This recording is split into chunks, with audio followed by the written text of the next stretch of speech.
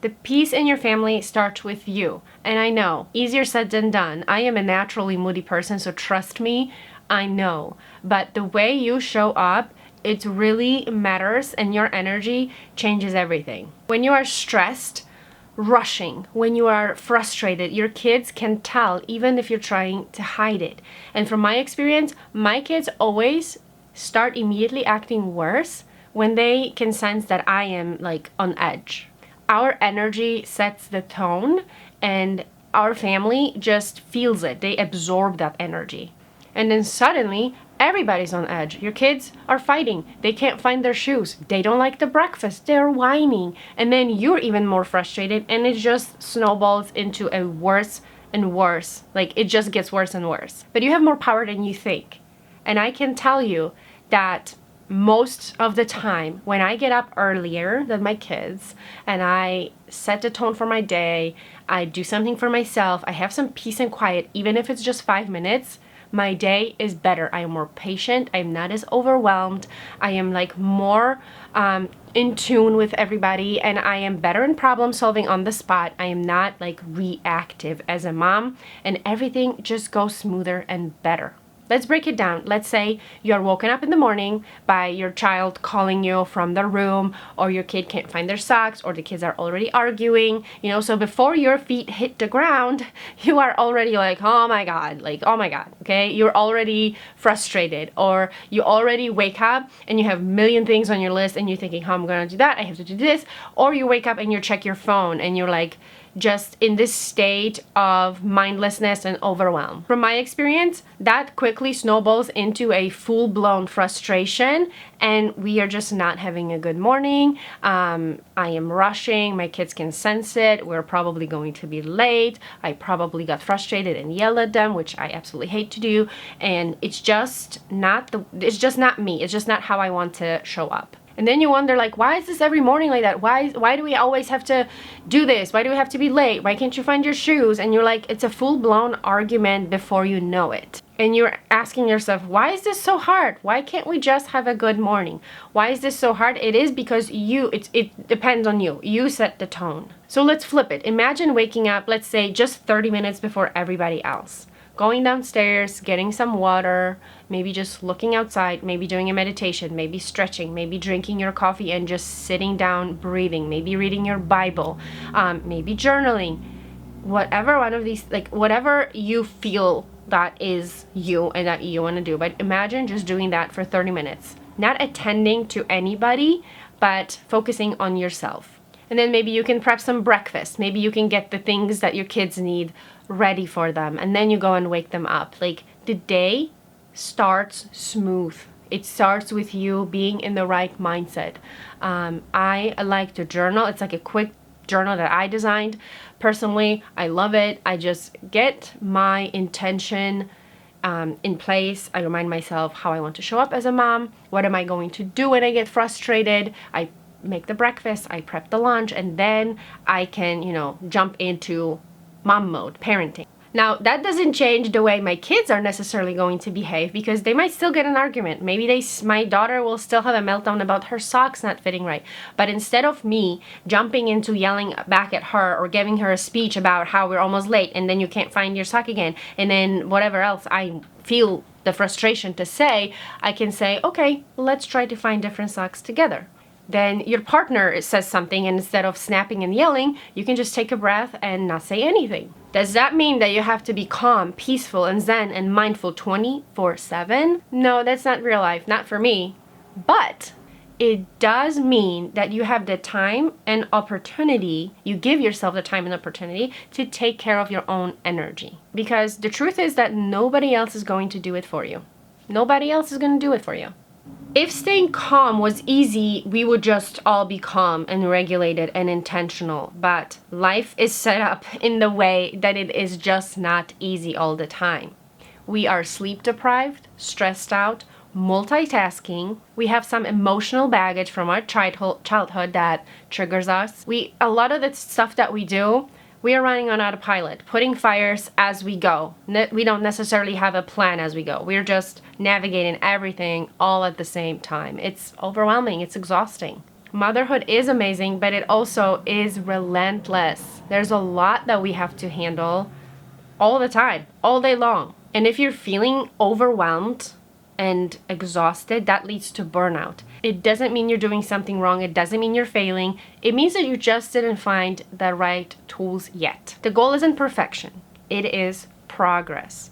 It is catching yourself when you start to spiral and you start to feel negative, and catch yourself and change that. It's about building daily habits that help you stay grounded and have the tools to come back to when you feel like you're starting to lose it. So now let's talk about how. I want to go through 5 ways you can regulate yourself before you lose it.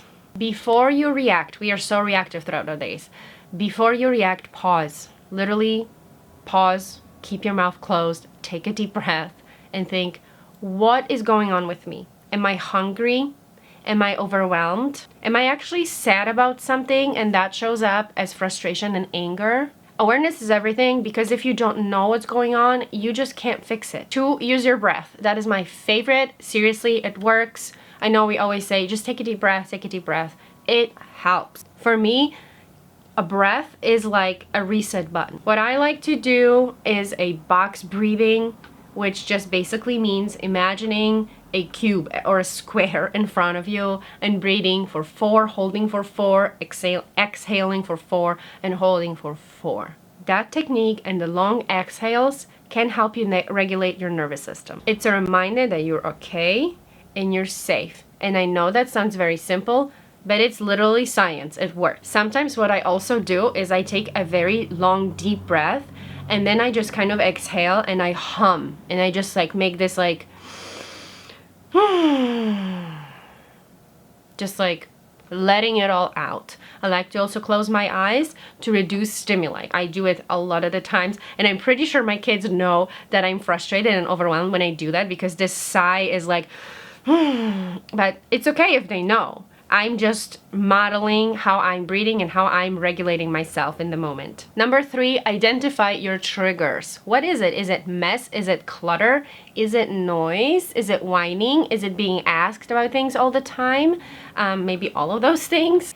Feeling like nobody listens to you. That's my personal trigger when I'm being ignored. It does something to me. If you know what pushes your buttons, you can plan ahead. For me, knowing that I will be going through the day when I'll be needed all the time and I'll be overwhelmed a lot of the times, waking up 30 minutes early is a game changer. If the mess of your house, if the amount of stuff and toys is overwhelming you, you can take a night during the week to do a really, big reset and clean up and organize the toys, or maybe get rid of them. Have a reset routine. When you are spiraling, in that moment, it's hard to think of what to do. It's like, what do I do? I'm already getting frustrated. I can see that my kids can see it and it's getting worse. What to do? Just plan that ahead. Have a plan, because in that moment of frustration, it's really hard to come up with an idea. For me, it's stepping outside. Sometimes when I feel myself getting frustrated and I see that I am just not parenting in the way I want to be, it's switching gears, like maybe doing a dance party. If my kids are running around not listening to me, I'm like, let's do a dance party. We can still move our bodies, we can blast some music, dance around, and that helps. A really great reset for me is also taking a shower. Water, just washing all of it away is a great tool to reset, to regulate your nervous system. The goal is to find something that helps you snap out of that stress loop. And 5, probably the most important, be kind to yourself. You are a human being. You are going to lose your cool. You are going to get frustrated. You are going to snap sometimes. That's just the reality of life. That doesn't mean you are a bad mom. It means that you're learning. Recognize it, apologize, reset, and move on. There really is no need in beating yourself up and just thinking about it more and more. Just, reset and forget about it. Now let's talk about how your energy impacts your kids. Because our kids aren't just listening to what we say. They probably don't really listen to what we say most of the time, but they are watching. They are watching how you talk to yourself, how you talk to your spouse, how you respond to stressful things going around in your life. They're watching all the time. I know, that's really big. That's a big responsibility. They are also absorbing the energy that we put out. Ever notice how when you get frustrated, they get frustrated? When you raise your voice, they raise their voice. When you yell, they yell back at you. And let's be real, sometimes we are going to raise our voice. We are going to snap and yell. But it's really important to show our kids that's just not the way things should be. That's just not the way we want to do it. I always apologize and I say, hey, let's just start again. Let's try again. Yelling at each other is not okay. That's not how we want to communicate. We love each other, so let's do better. That's how kids learn emotional intelligence, and they also learn to show grace. So let's summarize and let's talk about some action steps that you can take starting today. Pick one regulation tool. When you start to get frustrated, when you start to go in this loop of, oh my God, okay? Pick one tool. What you're going to do, step outside to take deep breath. Blast some music to dance. Go take a shower if you can. Notice your triggers. Write them down. Awareness is so powerful. And hey, give yourself some credit. Every single time you choose calm over chaos, the times when you choose to regulate yourself instead of reacting, you are making a difference. Your peace matters not just for you, but your whole family. You don't have to be perfect, but there are tools that you can learn to grow and get better.